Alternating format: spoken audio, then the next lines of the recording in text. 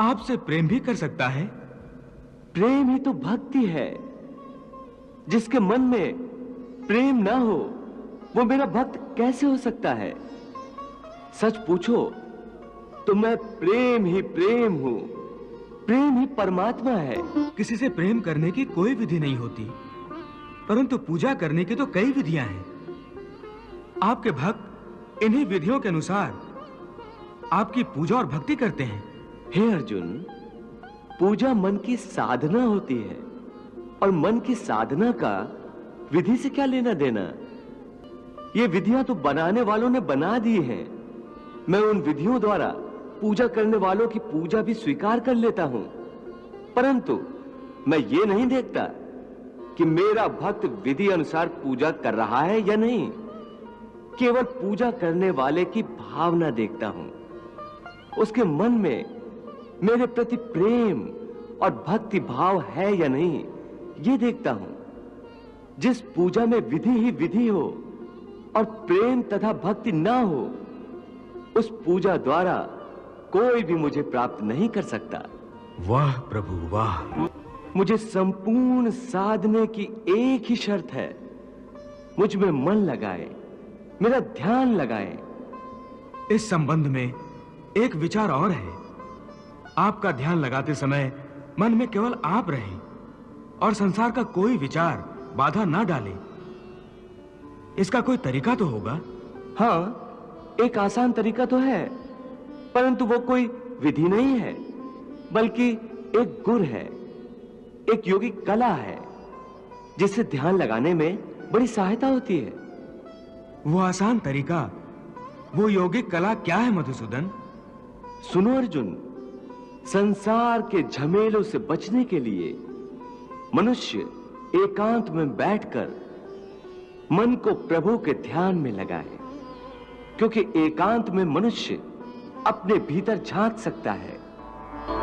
परंतु ध्यान लगाने के लिए अपने अंतर में झांकने की क्या आवश्यकता है? हे अर्जुन, तुम भूल रहे हो कि परमात्मा का अंश अर्थात आत्मा मनुष्य के भीतर ही वास करती है।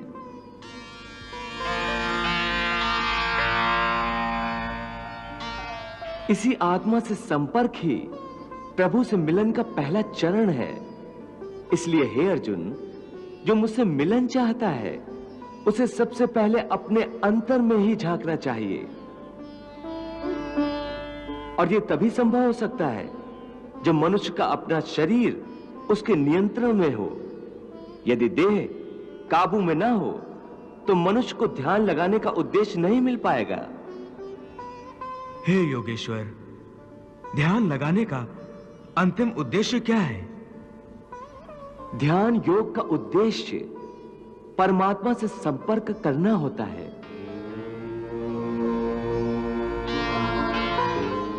परंतु इसके प्रथम चरण में मनुष्य को आत्मशुद्धि प्राप्त होती है, स्वच्छता मिलती है और ध्यान लगाने वाले का अंतर निर्मल हो जाता है।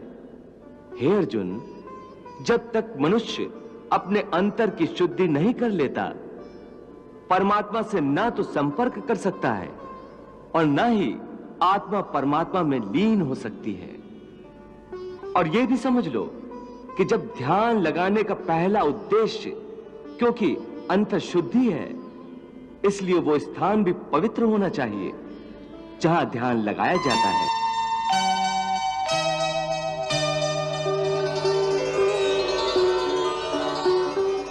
हे अर्जुन, मेरा ध्यान लगाते समय मनुष्य को चाहिए कि वो अचल बैठकर अपनी पीठ, सिर और गले को समान और सीधा रखे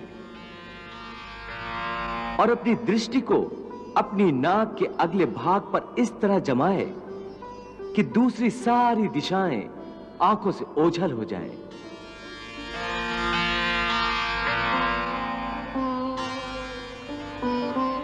ऐसा करने से अपने आसपास के वातावरण से उसकी इंद्रियों का संपर्क टूट जाएगा और मनुष्य अपने अंतर में मन लगा सकेगा।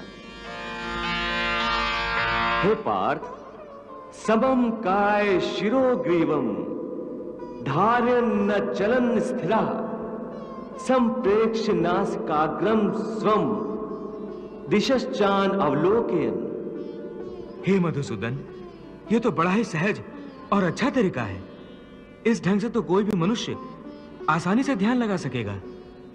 ये ठीक है अर्जुन, परंतु वो मनुष्य मुझ में ध्यान नहीं लगा सकेगा जिसके जीवन में संतुलन ना हो।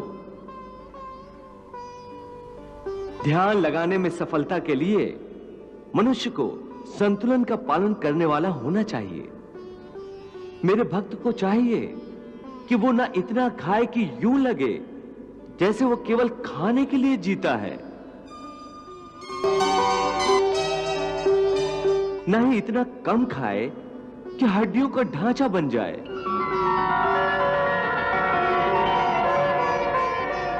न इतना सोए कि दिन को भी रात समझे, न इतना कम सोए कि रात को भी रात न समझे।